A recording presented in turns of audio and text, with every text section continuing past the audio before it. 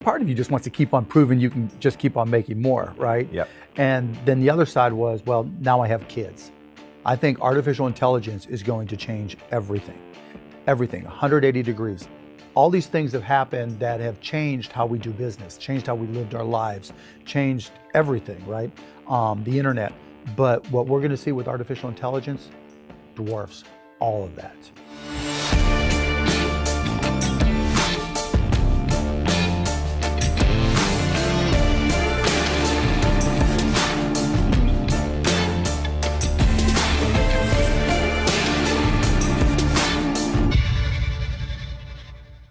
Hi, I'm Raoul Powell, CEO and co-founder of Real Vision. I'm really excited to bring you this next interview. It's rare to get one legend on the screen, but one legend interviewing another is something extraordinary. It's really only on Real Vision you find something like this. Here we've got hedge fund manager Kyle Bass picking the brains of his good friend Mark Cuban. So what Kyle gets out of Mark is extraordinary, not something you see elsewhere in the media. Kyle digs into Mark's investment process. He finds out what his biggest stock holding is and why he holds it. He talks at length about artificial intelligence and the future of robotics and how he sees the world evolving. He also talks a lot about Bitcoin and ICOs. There's so much in this that they even cover the ground of how to pass on legacy inheritance to the kids and what a kid should get versus what they shouldn't get. You know, it's incredible to hear these guys talk, and I think there's a lot you can come away with. There's some actionable ideas and some amazing thoughts. And this is what we do at Real Vision. We try and find the smartest people in the world, the best investors, people you don't really get to spend time with, or you'd normally need to invest millions and millions of dollars in to speak to them. Real Vision gives you the opportunity to learn from the mistakes and learn from the thinking of the masters of the industry. You too can invest and think like Mark Cuban or Kyle Bass. First of all, Mark, thanks for coming. You know, this is something that is just going to be a conversation, and I've got so many questions for you, and I'm sure and vice versa. You might have a few. But you know, as we sit here in Dallas, it's fun to not be in Europe and not be in San Francisco and not be in these other places where so many people feel like all of the innovation is. And you've done some amazing, innovative things here in this city. And you're well respected and admired here, and including by me. By some, yeah. I wouldn't say all, but yeah. By some. But yeah, I wanted to ask you a few questions, and Raoul from Real Vision here really wanted to. It's funny, when Raoul and I talked, he said, you know, I want to know this, and this, and I said, perfect, because that's what I want to know too. Fire away. I'm ready. So I want to let's start with first of all what you do for Shark Tank. You know, we talked offline a little bit about let's say some of the people that follow you. I know think that you do Shark Tank to make money and and potentially, you know, partner with people, and really it's a labor of love, and more importantly, what I know is it's something that you do to foster creativity and innovation and the American dream, essentially. No question. So I mean, tell us about that. The whole reason I do the show, and now we're going into our 9th season, Sunday nights on ABC. It's purely because it sends the message that the American dream is alive and well. Mm-hmm. You know, we'll have people from all walks of life, from all parts of the country, come in with sometimes good, really, you know, impressive ideas, and sometimes just very basic, simple ideas. But the bigger message it sends to kids, to families, is that if this person from the middle of Iowa or from Athens, Texas can walk in and have an idea and a business they've started from scratch, so can you. And if they can walk in and formulate a presentation and get an investment from us, you can go out and get an investment and be successful as well, with or without the investment. And you know, the show has gotten to the point now where it's the #1 show on television watched by families together. I literally will walk down the street. I had this happen 2 weeks ago. This lady said, Mark. I mean, I didn't know her, obviously. And she's like, I just got to tell you, my son sells slime because of you. I'm like, you sell slime? And I have an 8-year-old son, so I know exactly what she's talking about, right? Right. And so he makes a slime in the kitchen, right? And goes to his 5th or 6th grade class, whatever it is, and sells it. And she's like, we watch Shark Tank, we get all the ideas. He understands cost of goods sold and making something and selling something at a profit. And it's all because of Shark Tank. I had another lady yesterday, I was doing a presentation somewhere, and she was like, "You're my MBA. I don't feel like we've got to go. I just watch you guys because there's always insights that I get." And she works with small businesses that I wouldn't otherwise get. That's why I do the show. That's awesome. And you know, it's when we think about our educational institutions, one thing that when I was growing up, no one ever taught me how to balance a checkbook. No one ever taught me how to think about business in high school. Ever. And I literally in college, they don't. I remember I was a junior in high school, Mount Lebanon High School in Pittsburgh, and I wasn't allowed to take the one economics class because I had to be a senior. So I literally started taking classes at night at the University of Pittsburgh and decided not to go back for my senior year because they wouldn't let me take a finance or business class in high school. And and that ended up getting me to Indiana University. But yeah, I agree. We do, even to this day, we do such a poor job of educating kids not only about how to manage their own finances, but how to see the world and understand the impact of business or understand their place within a business when they get a job. Yeah, and so I see the fire and the drive in you that you probably see in the entrepreneurs you invest with. Without question. And you probably don't invest with people that don't have that fire. Sometimes you miss it, right? They come in and they're rehearsed, and the good news is we get to do due diligence after the fact, after we agree to do something, and so we can pick up some of them, some of our mistakes and cut them. But yeah, there's the old saying: sometimes you invest in the horse, and sometimes you invest in the jockey. And I try to get them both. But you're right. If you don't have that fire, if you don't have that thirst to learn and that desire to compete, then you're not going to be successful. And you see it a lot on Shark Tank because it's an arduous process just to get on the show. Okay. There's more than 50,000 people a season that apply.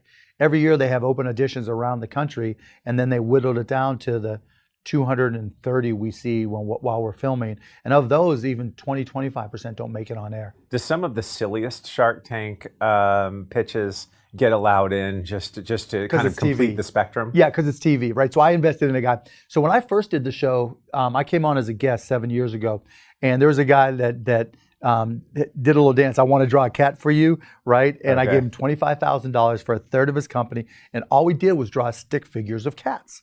And he charged $10 a pop, and people were buying them. And so literally I got probably a 50% return on my $25,000 investment.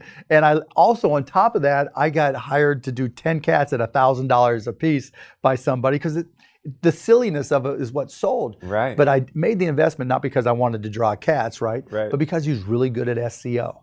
And so sometimes you see somebody who has, doesn't really know how to manifest their skill set. Right. So you start with them here, and we did some things there, and then we took his creativity and pushed him into other areas, and now he's on to bigger and better things, which is great by me. That's amazing. So yeah, that's a great story because it takes an artist that has no idea how to run a business and then then you realize he realized he's got the skill set, right? Yeah. And sometimes it goes the other way. I had one deal. Again, at the beginning, I didn't know how long the show would last, so I was doing deals like, who cares, right? Right. But there was this one lady, and she made chocolate-covered pretzels, and they were good, right? And they sold here in Neiman's and other places. I thought, well, I can help her. Neiman's is in Dallas, headquartered here, and we go, and I said, you know what? When this airs, we have to have X amount of inventory, and let's go over your pricing. We're like, cost us $14 to make, we sell for $29. That's a great margin for us. And then we'll charge shipping on top of that because they had to be cool to be shipped. Right.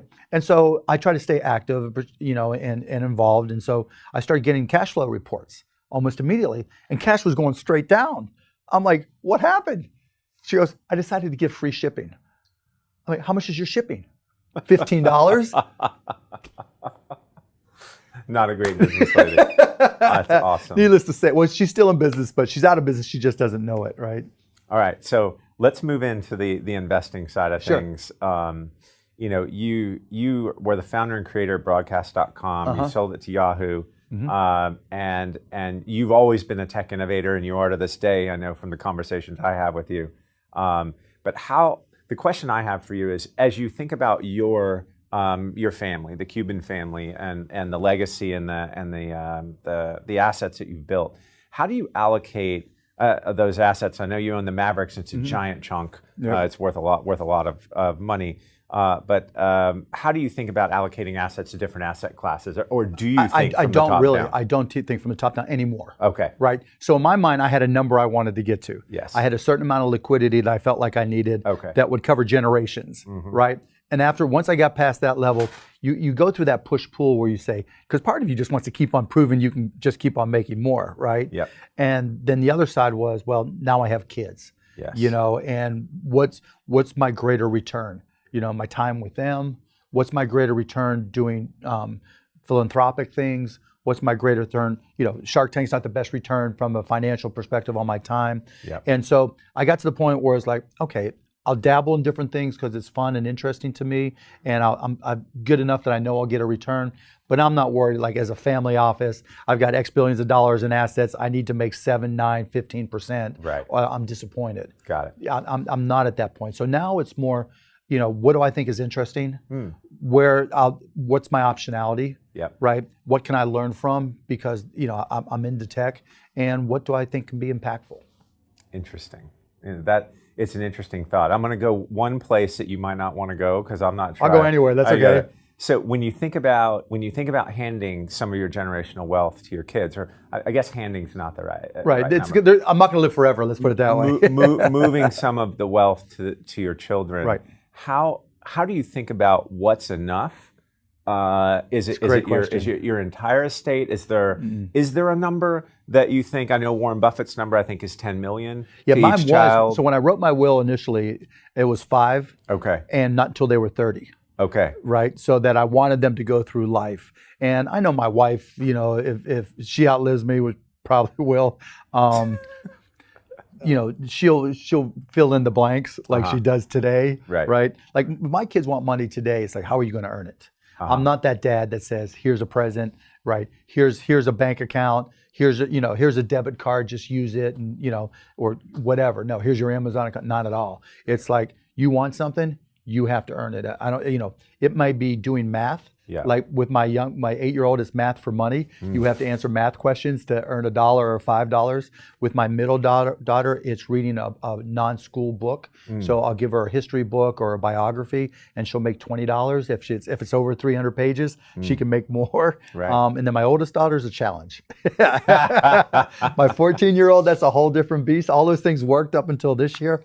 So we're working through trying to figure out what kind of jobs she can do. Right. So the point being that I want them to recognize, like I did growing up, that there's you have to earn what you're going to get, and that it's just not going to be waiting for you. And so whether that amount is 5 million like I have now, or 10 million when they get to 30, then who knows?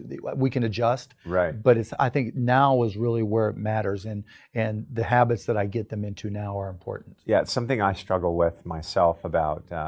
I probably like you. I haven't talked to you about your kind of adolescent life, but I had a job every day since I was 13. Oh yeah, absolutely. I didn't go on summer vacations. I worked. I worked every day for $3.05 an hour. My first job was $1.60 an hour. Mine was $3.05. Yep, and I remember when the minimum wage went up to $3.05. It went $2.40, then $3.05. Exactly right. Yep. And I struggle with my children because I want to be with them. I don't want them to have a job. Right. I want to go view the world with them. Yep. And that's it's hard, right? Because on one hand you want them exposed to all these different things and to take advantage of your success, my success, but on the same time you want them to have the same foundation that we had. Exactly. Right. And so my decision has always been, you've got to work. Right. You're not gonna, you may come on the private plane, right? Yeah. And we may go all these places, right. And it may be a dream come true for, probably not for them because they're kind of used to it, right? Right. It's like walking on a commercial airline for the first time. Where's our pilot? Who are these people? It's hard. That balance is really difficult. It really is. It really is. Yeah, it's fun to hear how you interact. It's a challenge. Yeah, it's a challenge, and you get a sense over time whether your kids are grounded or not, or whether they, and I tell them, I don't want you to be, my biggest fear after your health is I don't want you to be an entitled jerk. That's right. Right. If I think you have a sense of entitlement, because my oldest daughter slips into that from time to time. She called me up one time. We were on vacation, and she was with some of her friends. Dad, what? We're in a restaurant. Okay. I forgot to bring money. I've done that before too. I call my friends. But it's okay. We can put it on our friends, right? Yeah. So I've got some work to do, but it is a challenge. All right. Thank you. Let's get into. I know you and I have had an online back and forth about what's going on. I guess let's start with central banks, then let's get into ICOs and digital currencies, because I think that'll be what a lot of people are really interested in, and that's what's hot right now. Right? I'm really interested in it too. Yeah. So how do you feel? How do you think about what central banks are doing and what they've done over the last few years, and how our world kind of sits today financially? How do you, as Mark Cuban, look at this, and then how do you think about? Then we'll get into how you think about the digital assets. Context is everything, yeah. Right? So when you're going through a great recession, all you have is theory and history, and I think our Federal Reserve and globally, really, they followed the block and tackling rules, right? They reduced interest rates and did QE, increased liquidity, and for the most part, it works, right? And now we've reached a point now where there's become a division, because the increase in value of assets has been focused on so few assets, if you will, that most people don't own. Maybe some people have benefited from their house growing up in value until 2008, and then a lot of it's come back if you were able to retain it. But the wealth divide has gotten bigger and bigger and bigger, and I think we're kind of in a catch-22 now, where you don't know what's going to happen next with the economy. We're trying to normalize rates globally. The global economy is growing faster now than it has in a long time. You've got China, who overspent, and I know you've been had a lot of concern about what's going on over there. And so it remains to be seen what happens there. And they're such a big part of our economy. So you've got all these competing interests while an economy is growing.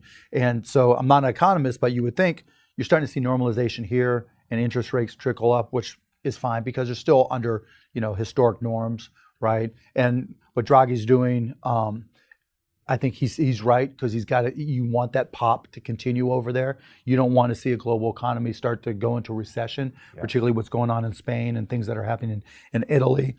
And then everybody's got to hedge against China, right? Because if they start to tank even a little bit, and who knows what their actual growth rates are, right? But if they tank even a little bit, and you don't have a hedge, and you don't have some leverage still available, we're all in trouble, right? Because they can drag us all down. So I'm not opposed to things that are happening. I know there's some people that just want things normalized right now, just get rates up right now. I'm like, if it's not, fix it a little bit at a time. Yeah. So that's where I stand on it. Yeah, the incrementalism of all the Federal Reserve banks is warranted. Yeah. Whether rates should have ever gone negative is left to your imagination. But and look, the money went where the money should go at that point in time. Yeah. It's not like we became more global, and because of that. Yeah. And there's a lot of good things to be said from that. Yeah. So when we think about, global cash balances today are the largest they've ever been. So when I think about what happened is the first QE that happened in the U.S. and Europe and Bank of Japan, Bank of England, had to fill a hole, right? There was a hole given the global financial crisis. Global financial institutions were insolvent. They had to print that money. They had to inject it. No question. In the banks. And that's something that you and I would have done if we were running these institutions. Whether or not we agree with expanding Fed balance sheets, Didn't matter. We'd have to do it. So the second part was the part that felt good, the part where we started to see some growth, right, and started to see cash getting distributed. And the interesting thing is Fed policy was unintentionally distributive to the wealthy, because the wealthy are the only people that could use leverage and assets, and they don't spend it right away. And because of this drop in the stock market, people who could afford to lease got out of the market. Right. And because they lost their homes, so many people lost their homes, whatever savings you had, you used to try to save your house and to try to, reimagine your life, if you will, and recreate your life. Right. And so you got a greater disparity in standards of living, and that's where we are today. And now we're at this point where, so this is my view, is we're at this point where the feel-good part of the printing is now maybe moving into the third phase. And that third phase is, when I look at global cash balances, they're about 110% of global GDP. They've never been that high in the history of the world. 110%? Yeah, so they're almost $90 trillion of cash, okay? And then if you include sovereign debt below 1% in yield, which I consider, call it a cash substitute, right. it's another 60% of global GDP. It's crazy. So historically, so today that number is 160, 170% together. Historically, that number's been 40%. And how much of that is in commercial entities versus sovereign? Oh, Not just debt, but sovereign cash versus commercial entities. So, like if you're talking about sovereign wealth, Yeah. that's where the majority of it is, right? There's call it $6 trillion, $7 trillion in sovereign wealth. And what do you think is in commercial, the Apples of the world, and just park cash? I actually don't know how it breaks down between the generic and the reason I ask is and because businesses. By definition, if you can get a greater return than you can earn just on your cash, you should do it. Right. And it's not like it hasn't been easy to borrow money, right? So if Right, you're saying, I know where you're going. You're saying there's a corresponding liability because Apple has cash, but they've borrowed to the tax arbitrage. There's the tax arbitrage. I think that's not a large percentage of the total global. No. Cash What I was going more to that is, people are looking at what's the value of all that cash, right? What's the impact? And if it was truly impactful, right, it would have been invested. Yeah. Right. And because you could borrow, even if you couldn't move, Yeah. right? You could borrow against whatever money you have overseas. Hewlett Packard, Apple, they all do, right? So in terms of the impact of all that cash, the question is, can it change anything? Will it change behavior if it's repatriated or rates go up? I don't think it will. Yeah, I think I think you're exactly right. But the fact that it exists out there, and let's say at the Milken conference this year, I sat in a room with $5 trillion of cash. And I was an invited guest. Just said I was a wallflower, and just had to stay quiet. And they were talking about how they're going to invest their money. And they're not going to buy stocks. Right. They're not going to buy bonds at 1% or 2%. Right. They're going to keep buying infrastructure projects and ports, and they are going to invest in hard assets. That's how they're all thinking. The point I'm trying to make here is what in your life has gone down in price in the last 10, 20, 30 years? Oh, nothing. Right? I mean, the value of cash. Maybe data plans, right? Yeah. When you look at the CPI. Well, yeah.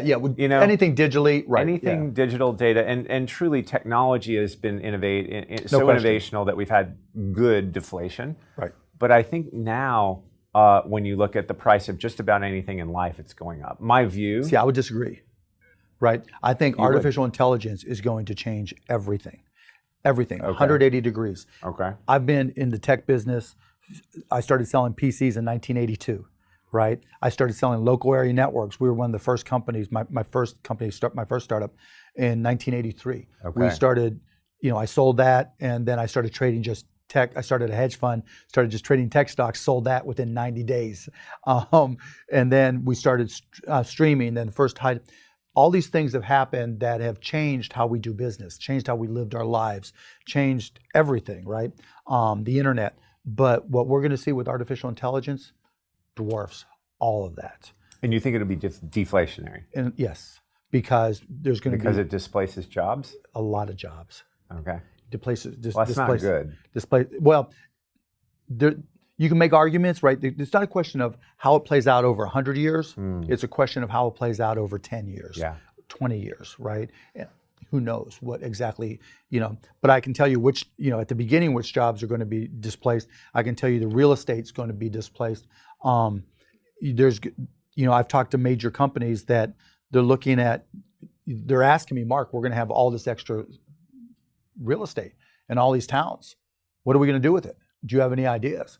And I'm talking to them about because they're going to be centralizing their operations. Just fewer people. Fewer people, yeah. Yeah, just fewer people. So the concept of you calling in to make an appointment to have somebody pick up your car to get your oil changed, right?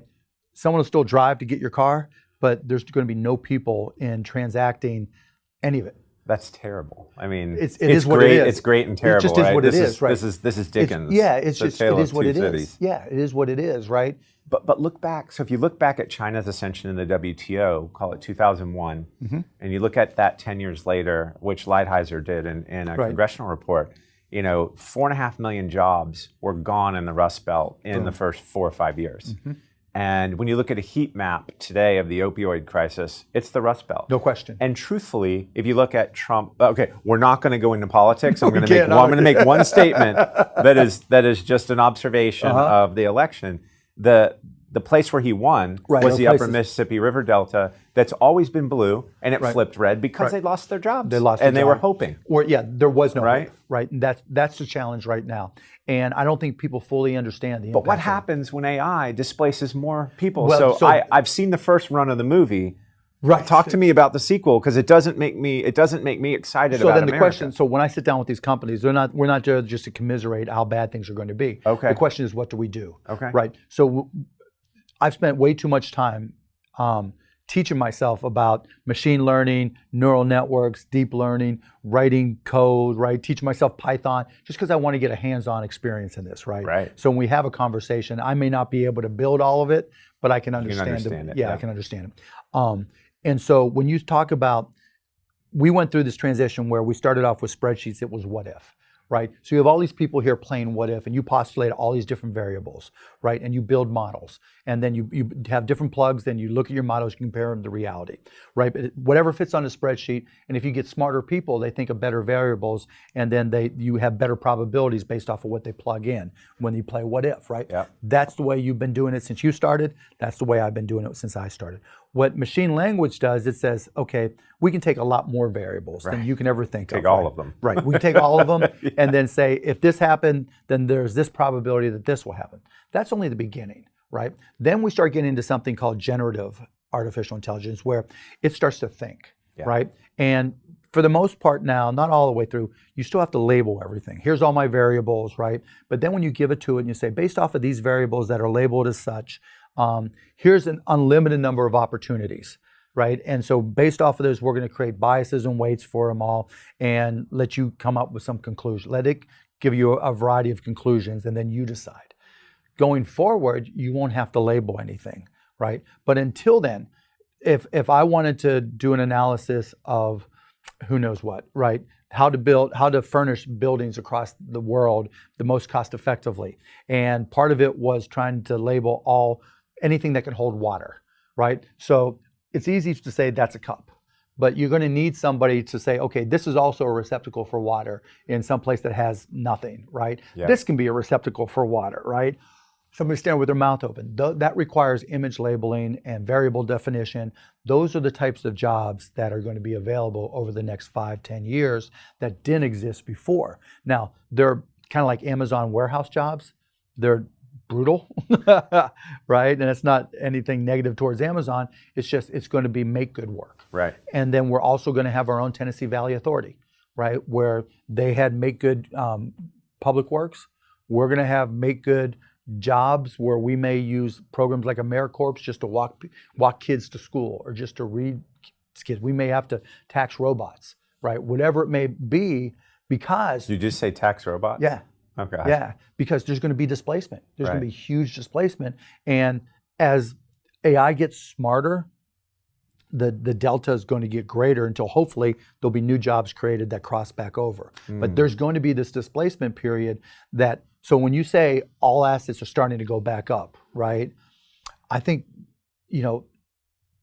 if you look at the Fortune 500, the S&P, whatever, and you look at total employment from those companies, it's not going up. You're right. It's You're going right. straight down. And there's still wage stagnation, which has been perplexing central bankers, right? And it shouldn't be perplexing. We're back to kind of full employment of those that are actively searching for jobs, like Right. not the U6 number, the U3 Right. number, Right.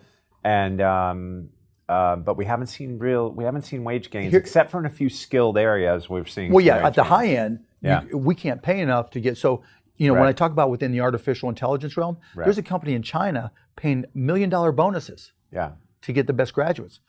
I mean, Or best professors for that matter, right? They're both, pulling them yeah. out of schools. Exactly right. Yeah. And so Vladimir Putin says the winner in AI controls the world. Yeah. China puts together a future plan saying, whoever dominates in AI, and they're subsidizing, Tencent, Alibaba, etc. Yeah. Right. And That's right. This is They their know whole it's a push. race. It is a race. We cut our Office of Technology and Science to one person who was an assistant to Peter Thiel.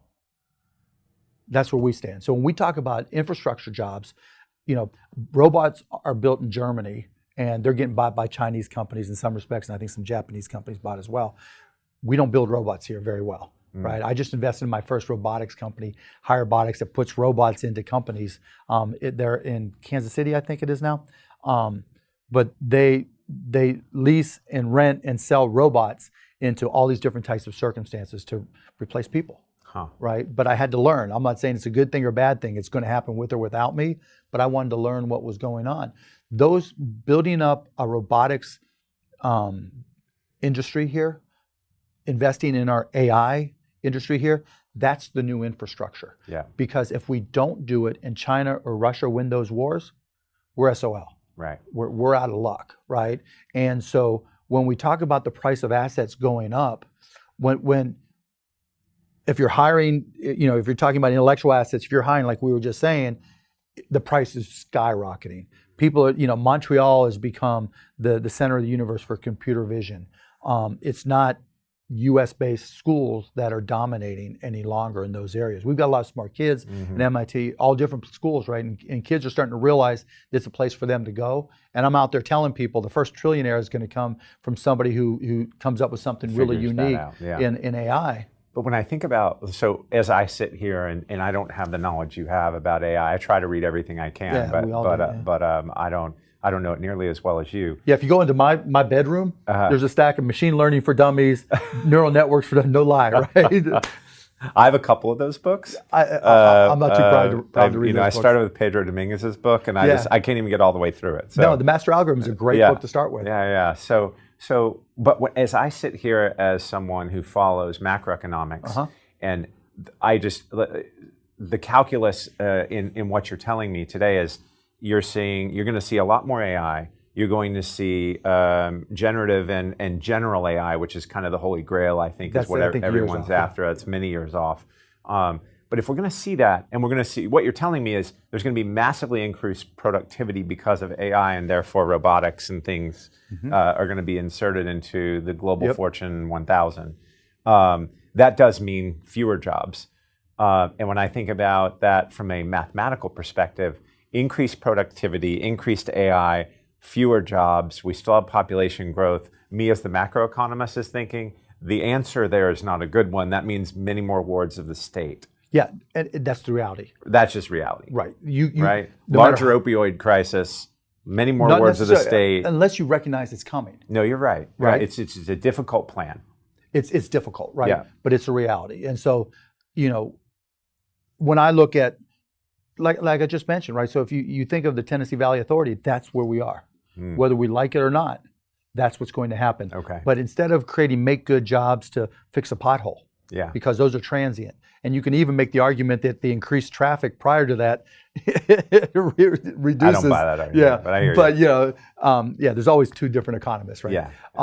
But the point being that if we're going to, when we had infrastructure projects that connected cities, right? That increased commerce significantly, and that led to our boom, right? Yep. The baby boomer generation, right? We did just win a war, though. And that helped too, right?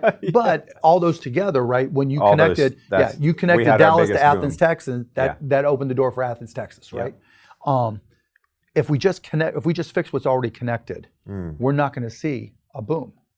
We're going to spend $1 trillion, regardless of who spends it, right?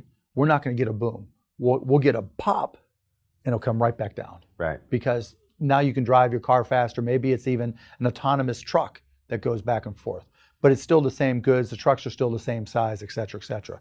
If we invest in robotics and AI, that could be stair-step so that we could truly see a boom. The question is, how do you share that wealth, right? Now, historically, I'm a libertarian. The thought of sharing wealth was abhorrent to me, right? But everything's contextual, right? Because the cost of instability and the cost of social unrest is always a lot more expensive than the cost of social programs. That's right.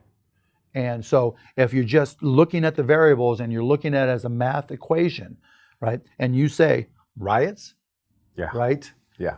Political instability because you have opioid crisis, drug epidemics expanding. Yeah. or make good jobs? Yeah. Which would you rather have? How do you make good jobs if you're taking all the jobs away? Well, you make good as in TVA, where you're creating jobs. Okay. Right? Yeah. Where if it's, it may be paying somebody, let's just say we define a working wage as $15 an hour, $30,000 a year, and I'm paying, a 62-year-old individual to walk a kid to school or to read to them when they get home. You from see school. it in Japan already. Right? Yeah. You see people shining escalators because they don't have much to do. Yeah. Right? I mean, and there's no crime there. It's just like Right. life is a lot, I wouldn't say easier, but they have have other a declining challenges. population. Yeah, I wonder if we have to go into a population decline to make it work. Well, That's there's a much evidence bigger- that says that we're starting to decline, and if we don't have additional immigration, we're going to have bigger problems as well. Yeah. Right? And so we're going to need people. Look, we're going to get to, in my opinion, we're going to get to a point where decisions are made individually on arbitrage of time. Right? We'll value our time. You'll value your time. That's the whole Uber economy, right? Where people say, what's it worth? We do that now. We do. What's it worth for me versus I can hire somebody, right? And that somebody can be for 10 minutes. That somebody can be for 10 hours. It could be for 2 seconds. Like a couple of my companies, we have scripts now for Mechanical Turk on Amazon where it might cost us a penny to label things. Really? Oh, it's crazy, right? I invested in a company because the guy was a computer vision genius. All he does is hand puppets. So you do like this, hand puppets like you do with your kids when you're little, right? Right. Only it digitizes it using AI because he has to write computer vision and AI scripts that say, okay, this is a knuckle, here's a second knuckle, here's the thumb, right? And I'm going to recognize Shows things. it spatially. Yeah. Right, and all that stuff is advanced computer vision. But it all goes back to, hiring people based off the value of their time. When I make decisions, build versus buy, robotics are now part of the decision.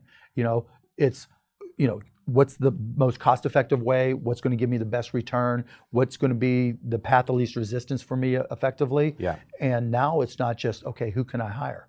It's, all right. What can I hire? What can I put in place? Let's move into digital currencies and ICOs. You've been an innovator in the space. I've been a spectator. I don't know if I've been an innovator, but I've been more spectator. But I've been involved, a spectator. let's put it that way. I'd love to get your view, and those are two separate and distinct categories. So I'd love to get your view on both of those categories separately. And so there are actually three, right? So there's blockchain, right? Okay, sorry. The technology, right? Right. And I'm a big fan of blockchain. I am too. I take that as a given. So Right. that I Okay, left we'll put that blockchain out. That's a given. That's fine. Right. So then there's the tokens. decentralized network Right. is perfect. Yeah. It literally Now is. there's challenges, right? But that leads into the fact, can Yes. Bitcoin or Ethereum or any of them be currencies? Right. Right. And they can't be because you can't transact right now. Right. If they were truly currencies, you wouldn't try to convert them or value them based off of other currencies. Yeah. Right. They would just be intrinsic. And you can only transact, I think there's 372,000 transactions a minute. I forget the exact number, but there's Per minute, yeah. Yeah, and Or per second, right? whatever it is, yeah. Whatever it is, yeah. And now they're having to do these segments where they're branching off, right, to try to increase more, and they're arguing about how to do it. Yep. So there's their own central bank issues, right? That's right. Right. So it's going to be very difficult for it to be a currency when the time and the expense of doing a transaction is 100 times what you can do over Visa or MasterCard. Right. Right. So that's another issue. So then what is Bitcoin, Ethereum? What's their intrinsic value? It's a collectible. It's just a digital asset that's a collectible. It's a collectible. Yeah. Right. And in this particular case, it's a brilliant collectible that's probably more like art than baseball cards, stamps, or coins, right? Because there's a finite amount that are going to be made. Yeah. Right. There's 21.9 million Bitcoins that are going to be made. And if enough people hold and don't sell, and enough people borrow to buy, just like we saw in the stock market. Because look, as much as a share of stock is ownership in a company, that's the all-time lie, right? You have no authority, no ownership. Unless you control it. Yeah, unless you're the controlling shareholder, right? Or you're willing to spend a lot to make a lot of noise. The place where it's not a lie is in the U.S. The capital structure means something. Mm-hmm. I know the bankruptcy courts here sometimes are the Wild West, but if you were to liquidate a company, in theory, you would liquidate the senior lenders first, then the junior lenders, then the equity. But you actually do have a claim. By definition. Yeah. Yes, by definition. But you have no control. But in practice, yeah. Right, the number of public companies, since that's what's relevant, right? Yeah. Number of public companies that are going bankrupt is relatively small. the number of people who are buying shares of stock, even though it's a decline. Look, you can make the argument that part of the reason the stock market has continued to go up so dramatically is not just because of easy money, but because the number of public companies has declined. That's right. When we went public in 1998, there were 8,000 approaching 9,000 public companies. Now there's 3,500. And 360 of the S&P 500 are engaged in corporate buybacks. Yes. Yeah, so the number of shares outstanding just keeps going down. Keeps on. Look at IBM, right? They make a living of financial engineering that, right? And so, so there's scarcity. So it's point being, scarcity sells, right? And there's no greater defined scarcity than Bitcoin and Ethereum. Do you own any of the okay? Yeah. So do you own, which ones do you own? I own an ETN in Sweden for Bitcoin. Sure. So there's a Swedish ETN because I wanted the liquidity. Yes. And it's a hassle to try to just buy it, and you've got to make an investment in time and effort to do it. I tried it, and it's a pain in the ass. And I failed, truthfully. Yeah. To buy a small amount. Yeah. By the time I got my account open, it had moved so much that I said, I'm just not going to do it. Yeah, I mean, even for fun, I'm not going to do it. I owned like one Bitcoin from like 10 years ago or whatever it was, right? Yeah. Which is great now, but yeah, I just once I find out about this ETN as opposed to an ETF, obviously, right? Yep. Right. It's liquid, it's fast, it marks to market correctly. Yes. Right. And so it's growing, so I liked it. Does it trade at a premium to Bitcoin's value? It trades right on top of it. Yeah, within pennies. And then how do you think about, so that's the digital currency. You don't own any of the other digital currencies. Okay, they're just interesting to you. Okay, and then when you move into ICOs, how do you think about ICOs? So you mentioned to me it's a seat license. Yeah, that's exactly right. It's ICOs tokens really are an opportunity. There's two different ways to look at ICOs, right? One as a quote unquote investment vehicle, which I don't, right? Again, that's just a scarcity play. Yeah. It's like an IPO in some respects. It's just if the float's small and you can convince enough people on the roadshow to buy, it's going up, right? And whether or not there's any liquidity and there's all kinds of uncertainty on the exchanges and what they can and can't trade and what's legit and what's not. So I've avoided the speculative side of it.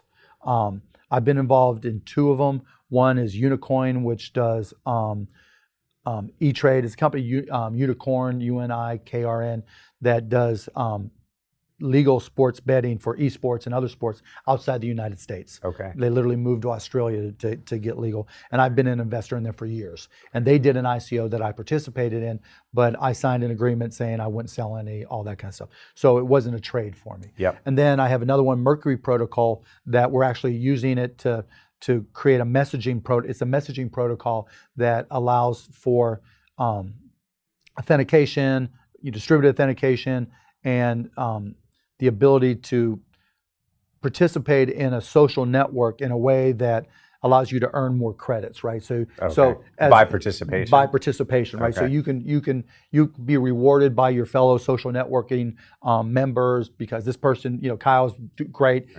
Right, you're an active participant. So I'm going to reward, and that in turn gives you a level of authentication and quality that a troll isn't going to get like they would on Twitter. So the whole idea is to eliminate trolls, to have a better quality handle. But that's a token, right? And so it's a protocol that goes out. Any new social networking software can use it. Any existing one can integrate it. So if Twitter wanted to integrate, or if somebody else wanted to integrate, they could. Yeah. And so as a protocol, we're trying to take advantage of the networking effect. And that's just getting ready to come out. But again, I'll invest there, or investment's not the right word. I'm buying tokens, right? I'm buying tokens there that I'll use as part of the protocol. Yeah, and so the comments that I made that began our conversation on this were, I read one offering document about a coin that was going to reserve, it was going to pay for research for whether or not a synthetic rhino horn was an aphrodisiac. It's when I'm a student of history and I've read, I've looked at bubbles and things throughout my life and my studies. ZZ Best, And there's a tulip ICO. I don't know if you're familiar with this one. I haven't seen that one. So the tulip ICO is essentially a way for the people to snub Bitcoin skeptics.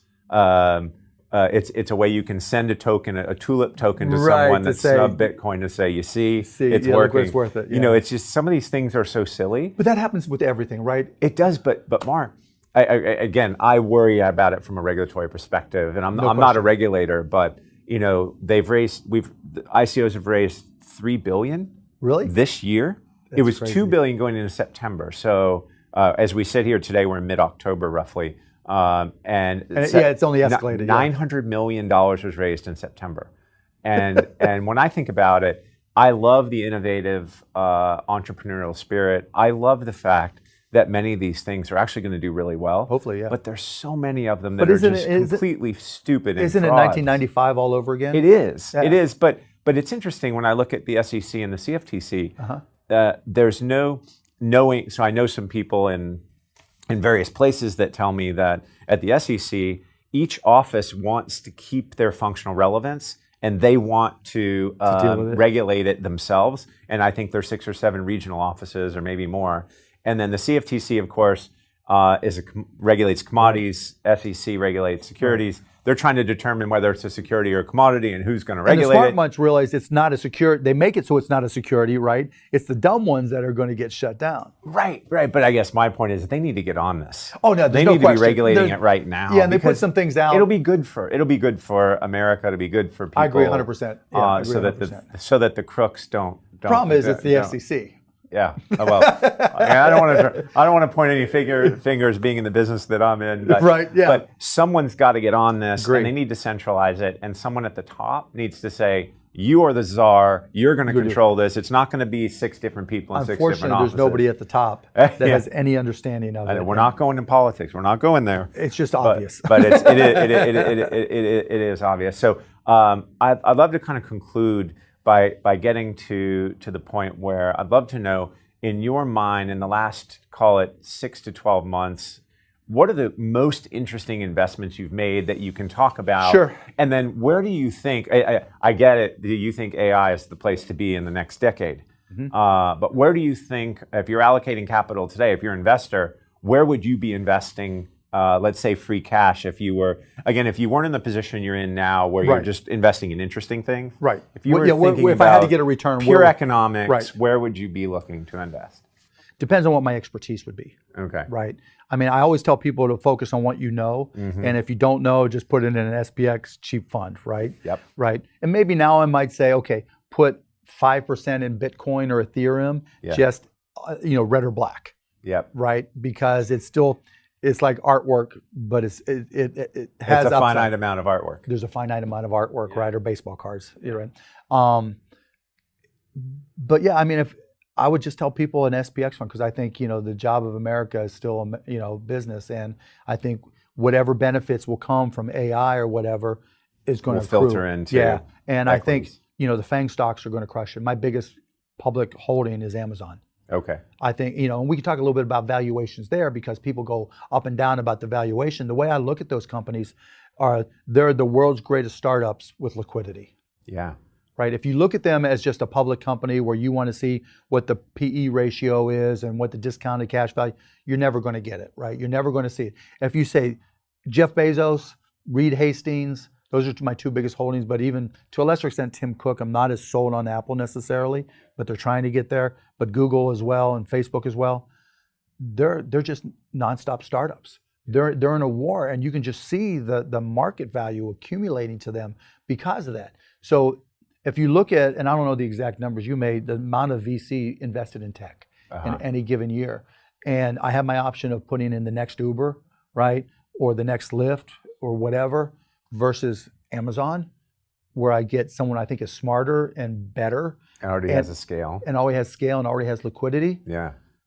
Amazon's the world's greatest startup. Netflix is the world's greatest Which makes it harder to innovate. If you were I think you can still kick their Cuban, ass. Starting all over again, I still think you can still kick their ass, right? You do. Yes. Okay. Because I think on the margin, you can't, even at that scale, even with all the AI that they both use, there's still on the margin places to make money where they're inefficient. Because it's still vertical, and it still takes time to get to the edges. And so I think there's a lot of opportunities for small companies to come in. And you're seeing a lot of that now. Like you see growth hacks on Kickstarter, where I have one of my companies, a Shark Tank company, that all they do, their whole entire business now is just releasing products on Kickstarter, delivering them, and then going on to the next product. Okay. And it's just a pure growth hack. There's other companies that they measure what's selling the best on Amazon. and then they go out and buy those products, brand them, and sell just on Amazon and buy Amazon. It's just its own little ecosystem where kids are. I try to give this kid some money, right? Literally, because he was so good at it. Didn't need it. He was already making $1 million a year, working an hour a day just by tracking Amazon. Really? Yeah, and it's just so you can be smart because they're so big. But you see Amazon. It's fascinating to watch Amazon. So now, like, they're doing chips. They're OEMing their own version of chips, their own teas, their own. So wherever they see categories where they can manufacture and sell, they're competing with their own sources of product right now. Sure. And that's going to be very scary. Yeah. They just released a sportswear line that they're OEMing that had a material impact on Nike, Under Armour. And the without rest question, and more so. Lululemon. Right? Yeah. I mean, I do this all the time when I'm giving talks. I'm like, how many people shop on Amazon? Everybody raises their hand except one. How many people know anybody that works at Amazon? How many people have ever even talked to somebody that they think? Right. So you talk about the value of assets over time, right? But the leverageable opportunities there. And I talked to somebody at Google. Now this was over a year ago. They're like, Mark, we used AI in our ad serving and increased our revenues by $9 billion. Yeah. It's crazy all the things that are changing and the leverage points. And now, all that said, if I had expertise in AI and medical, any area within medicine, right? I invested in this 22-year-old kid who has his master's degree and he's a doctor, a medical doctor. And he found these sensors that are able to track the electrical pulses that every organ in our body emits. So our heart emits an electrical pulse, and with these sensors, he's able to capture that. And he captures them now into an old-fashioned wave file. But now he runs them through deep learning network. Right. And with 98 point whatever percent and growing accuracy, they can determine if you have one of 5 ailments, heart ailments. And they're going to go next organ, and keep on expanding. It's just that's going to make healthcare really interesting. Yeah. Change the dynamics of it. Now, it becomes a question and a business opportunity for me to say, okay, how do you change healthcare? Yeah. Right. And so I'm having something I put together scored by 2 different economists, one a progressive economist, one a conservative economist, and just saying, okay, what if we took insurance companies out of healthcare altogether? What if we self-insured as a country, right? Now all of a sudden, when you have a direct connection with everybody, we might have to go to the single payer system, right? Not even single payer, given right? Obamacare. Yeah, because not even single payer, because with single payer, there's going to be time after time where you have to increase the debt ceiling, and that becomes a life or death decision. And so, because of it's all taxpayer driven, right? So I think if what we're calling a working title a single guarantor, which means, if you want to go to college, we'll guarantee a loan for you, right? If you want to buy a house, we'll guarantee a loan for you. If you want to get healthy, you have to go borrow it from a payday loan company if you can't afford it, or put it on your credit card. Right. There's no reason why we couldn't guarantee it as a country, and just a means test of repayment.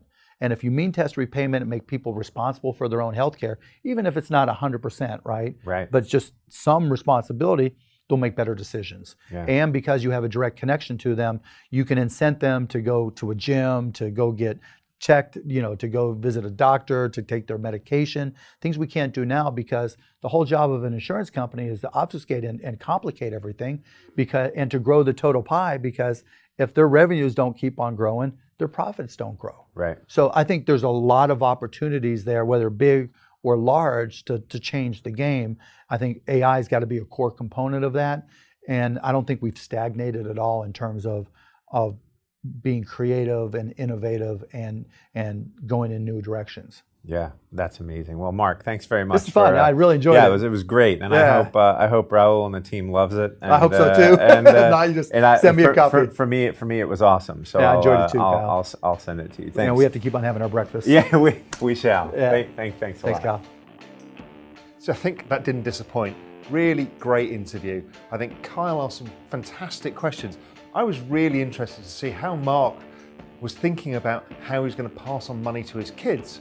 I mean, that's not the problem most of us have, but I thought it was fascinating. And I also just like his simple investments thesis about owning basically one stock, Amazon, and holding it, because Amazon stands for a lot of the great opportunities in the world. I just thought it was really clever. I just like interviews like that. This is what you get on Real Vision. You get the masters of the markets, uncovering the best opportunities for you, finding out the risks in the markets, and where you can find the best themes. You can look at all sorts of interviews on Real Vision. We have the masterclass of Kyle Bass, so you can really understand his thinking, or Joe Duran's Rags to Riches story. There's something for everybody, and it's always a learning experience. And that's the idea of Real Vision. You can learn from the very best, learn from their mistakes, and see the opportunities that they see and have some of the success that they have. Take a free trial of Real Vision, www.realvision.com, and have a 7-day pass.